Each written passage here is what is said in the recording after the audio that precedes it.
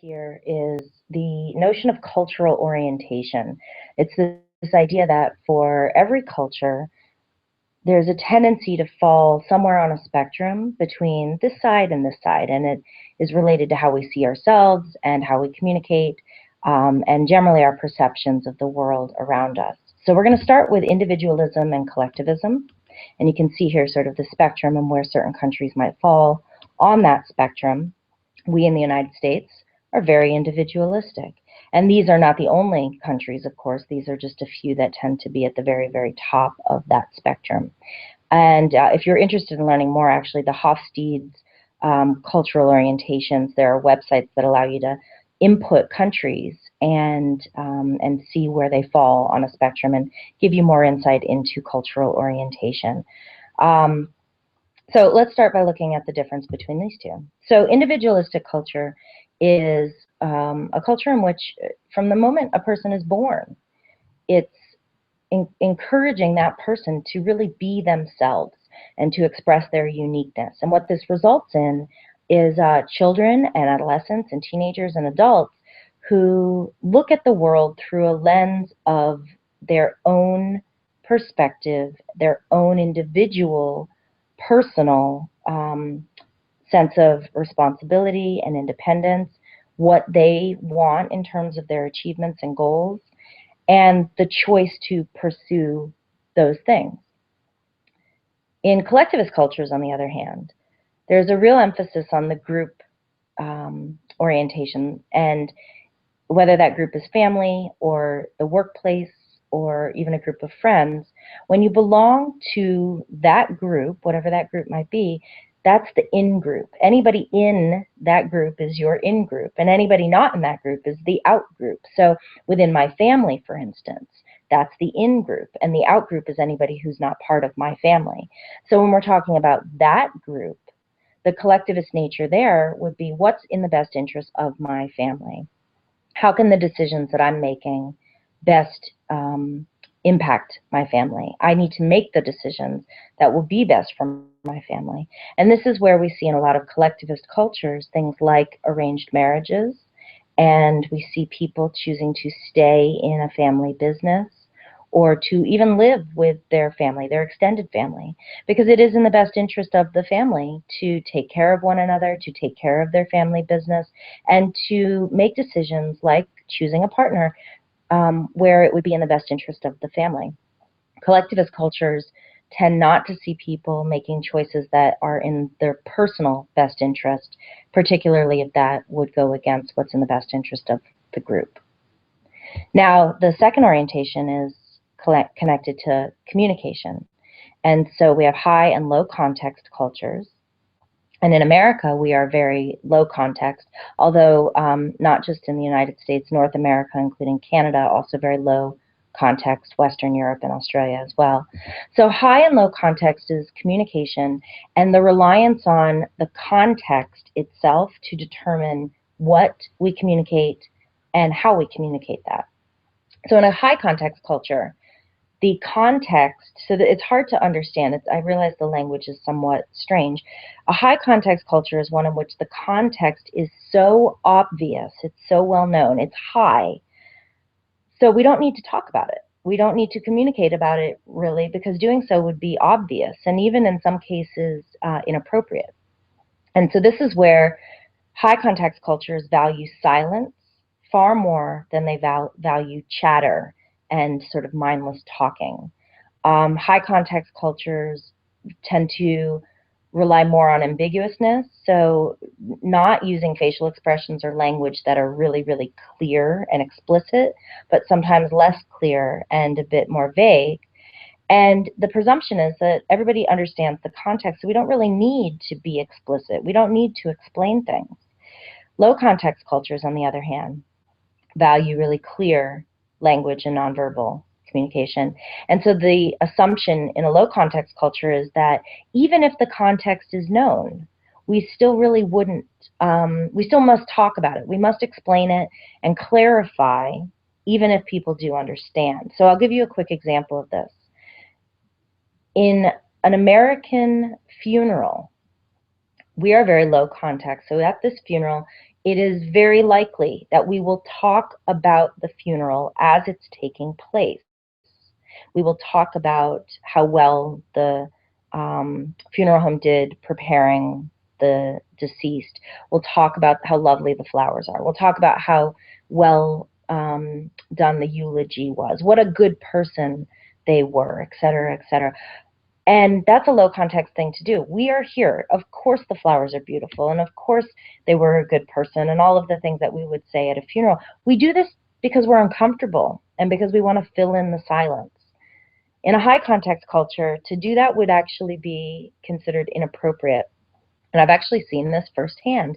I was at a Thai funeral. A police officer who had died of old age, he was a retired officer, and his wife started to cry at this funeral. And she got up and quietly and quickly sort of left and went around. I could see her go around the back of this fence and was crying privately. And I asked my friend, why would she go and cry behind that fence? And my friend, who is Thai, said, oh, well, for her to cry in public would be considered not inappropriate, but she didn't really know the word to use. But I took it to mean like it wasn't acceptable. And it's because Thailand is a high context culture. Even though it's presumed that she would be upset by the loss of her husband, she doesn't, she wouldn't show that nonverbal expression of emotion in that setting. Now, I want to also point out that in your Blackboard page, you're going to see this video here, so you can watch that separately. It's a clip from Karate Kid 2 in which an American, a New Jersey boy at that, is in Okinawa, Japan, and he shows up at a tea service, which he was invited to by a young lady who wants to demonstrate that she cares for him. But as an American and as a low context communicator, you're going to see how he approaches this setting, and in fact, he uses an icebreaker to help make himself more comfortable, but you'll see her reaction is not necessarily what he was expecting.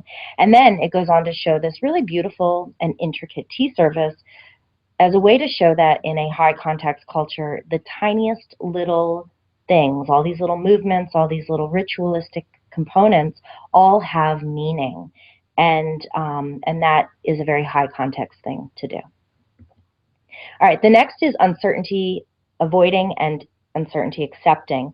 And the book actually just refers to it as uncertainty acceptance, and you either have low or high uncertainty acceptance. So an high uncertainty acceptance would be an uncertainty accepting culture, and having low uncertainty avoidance would mean that your uncertainty or uncertainty acceptance would be low, would be uncertainty avoiding. Excuse me, it gets confusing here. In essence, what we're talking about here is how easily do you accept change? And you'll notice we in America, we're kind of right here in the middle. In uncertainty accepting cultures, there's a lot more diversity and idea diversity, people willing to try new things. And what's interesting about China being an uncertainty accepting culture is that it wasn't always. In fact, for many, many centuries, it was uncertainty avoiding. It was tradition and following the rules of an uncertainty avoiding culture. But one of the things that's happened in the last half century as the result of globalism is China has become far more uncertainty accepting as a way to get ahead in the global market. And so you even see changes in how, not just in this particular arena, but also China becoming a little less collectivist, a little less high context. So the result of globalism, it's a change in many of these dynamics or orientations. So uncertainty avoiding is, again, it's very traditional. It's not valuing change. The cultures that are uncertainty avoiding really like predictability and tradition. They want to keep things as conservative as possible. It's sort of this idea like we don't want to rock the boat because we are in it, so we will stick with what has always worked. And even if it doesn't really seem to work anymore, there's so much resistance to change that chances are it would take a great catastrophe or something of that nature for an uncertainty avoiding culture to try new things. They'd really have to be hard pressed to do that. Whereas uncertainty accepting cultures are quite open to things that are new and different and to change. They're far more accepting of diversity, whether it's diverse populations of people or diverse ideas, government, etc. And these are cultures that do tend to change from a cultural perspective. You might go visit this country and say, wow, it's so different than it was 10 years ago. That's amazing. Chances are it's because they're more uncertainty accepting. If it hasn't changed in 100 years, it's far more uncertainty avoiding. Low and high power distance, or the orientation of power distance in general, is related to the distance basically between who has the power and who doesn't have the power. And in a low power distance culture, it's more widespread wealth, or the distribution of wealth is a far more equal one. Whereas in a high power distance culture, it is very clear the distinction between who has not just money, but also political power and prestige. And in America, we are in the middle, but it's an interesting place to be, because although our country was founded on notions of democracy, which is a low power distance thing, we are for the people and by the people, we also see a clear division of wealth, and we see this in things like the 1% of the population owning 90+% of the wealth in America. So there is a greater division there, and that kind of, we create this like middle ground in our country, but it really in the end depends on if we're talking politics, are we talking money, and then of course the influence money does indeed have on politics. So high power distance, very few people have access to that power. And in low power distance cultures, there's a greater understanding of equality, and not just related to wealth or to politics, but in general. And it's actually low power distance cultures, they set up a system in which no one group really is allowed to acquire too much power. And I do think that our Constitution was written in a way to reflect that low power distance versus the high power distance. Masculine and feminine. This is one that students often struggle with, because there's a tendency to think that masculine and feminine is related to sort of traditional sex roles, like the man goes out and makes the income as the breadwinner, while the woman stays home and takes care of the children. And it has nothing to do with that. And there's also the mislabeling of feminist cultures versus feminine cultures. Those are not the same thing. Feminist is an ideology related to the belief that all human beings should be equal regardless of sex.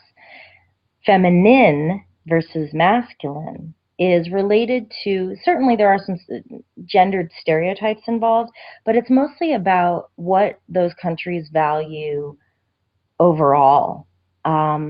So we in America are very masculine, and you'll notice Sweden, Norway, and the Netherlands on the feminine side. And in fact, if you were to go into the Hofstede's cultural orientations page, and I'll link that in Blackboard as well, so anybody who's interested can explore it. They're all these Nordic countries. It's all Scandinavia. And it's sort of an interesting history. You might think, well, aren't those like Viking countries? Our perception of Viking history is very masculine, and that's true. Although history and scientific evidence is showing us that there were female Vikings as well. But the thing about Viking culture and Scandinavian historical culture is that, yes, these men, they would leave. They would leave for years at a time and go and, pillage and engage in war and battle. They're leaving all the women and children behind. So what happens to a culture over the period of however many, hundreds or thousands of years of this, where the women are left behind? Well, the women gain a sense of control in some ways, and they also develop a cultural orientation over time. So that orientation is really related to the core values of the country, and the masculine cultures value things like ambition, So really personal, striving for the ambition of that person and not necessarily for the group, like we talked about with the collectivist cultures. Also being very competitive and sometimes to a point of being aggressive, if not assertive, if not aggressive in that competitive nature, and really about gaining access to and acquiring material goods as a way to demonstrate that. And it's not an accident that most capitalist countries tend to reflect masculine core values, whereas socialist countries, and in fact, many of the Nordic countries are socialist, they tend to value the health of relationships and individuals and quality of life. And that shows up in things like universal health care and also child care and elder care built into a system. I know that my cousin, who is from Kentucky, married a man who is from the Netherlands. They live in the Netherlands. They have a child who is, I think, now about 13. But when she was pregnant and having her baby, she had 3 years of maternity leave, 3 years. And she works for the government, she works for The Hague. And her husband, who worked in a private industry, I think Deutsche Bank actually, he had a year of paternity leave and could take it in intervals. So they really value quality of life and ensuring that families and relationships are healthy. And there's a lot of concern for people who don't have the same access to wealth. So built-in systems that ensure that there is a more equal distribution and that everybody is taken care of in some way, shape, or form. Now, you could look at traditional and I would say stereotypical gendered values, masculine or feminine gendered values, and you could see things like nurturing and caring on the feminine side, and you could see things like competition and assertiveness on the masculine side.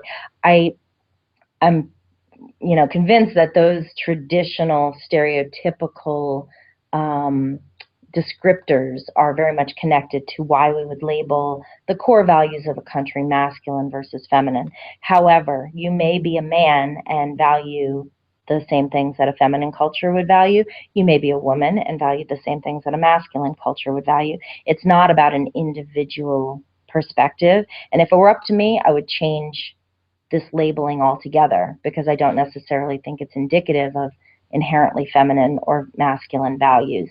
It's just a way to talk about what the culture as a whole values. The last one is time orientation. So looking at how we value time, how we use time, how we even talk about time, how we view it in general. We are really monochronic in America. And in some countries, including parts of South America, Spain, parts of North Africa like Egypt are more polychronic. Most of the world is somewhere in the middle. So how we in America use time is actually something that most of the world looks at and goes, I don't, they're so like clear about things like schedules and timelines and really seeing time as money or something that can be spent or traded. So the monochronic orientation, we talk about time in these ways. Oh, I saved 5 minutes on my drive by doing this, or oh, I spent 10 minutes doing that. I wasted time when I did this. I'm going to try to make up time doing this other thing. Like it's a commodity that we can trade or spend. And we value schedules in monochronic culture. Even if individually we don't love being scheduled, we can even look at our personality types and say, well, if I'm more of a perceptive, a P type, then I might not like a schedule. However, we live in a culture that values a schedule, and so we hold those schedules pretty firm. Class starts at 9:30 and it ends at 10:50. I have to be to work at 7:30 or 8 o'clock. I'm done at 4:30 or 5 o'clock. And then we view our day and our week and our month, and in fact our whole life, as a series of events that make up a timeline. And in doing this, we think about the past and the future as being really valuable things. We reflect on the past. We have a lot of nostalgia for the past. It's visceral, and it actually that our past experiences play a role in how we are today, and we reference that a lot. We also value the future a great deal. We look at the future as a very important thing, and we count on the future in a monochronic time orientation. We're like, well, in the future, this, and we think about how we'll be happier. I think a lot of us think about how when this happens, I'll be much happier. The future is, in some cases, more important than the present. When you live in a polychronic time structure, none of those things really are present. Time is not ours to control in any way, shape, or form. It's just, time is what it is, and we can, you just go throughout your day without such a strong schedule. And so it's more a value about stopping and smelling the roses, being in the moment and not worrying about the time. So if I'm in a polychronic time orientation culture and I'm supposed to meet a friend for lunch, and we have a time that we're going to meet, and my friend isn't on time, I'm not going to be angry at her. I'm not necessarily even going to be worried about her. I'm not going to send her texts, where are you? Where are you? I'm going to recognize that she probably got caught up in something else, and it's not that big of a deal. And she may or may not even show up. Now, this polychronic time thing, it is influenced by globalization. There are still some schedules that need to be adhered to, but it's not necessarily the most valuable thing. In the end, a polychronic orientation values the present moment and enjoying that present moment and spending it wisely and not worrying about the past and not worrying about the future. These cultural orientations definitely impact how we display emotion. They impact how we communicate with other people. They impact everything about how we see the world around us. And I hope that in talking about our different orientations, we're in a position to be a little bit more world-minded, this understanding that one way is not the only way. There are, in fact, multiple ways of walking through this world, and having greater recognition of those differences will help to improve our communication competence overall.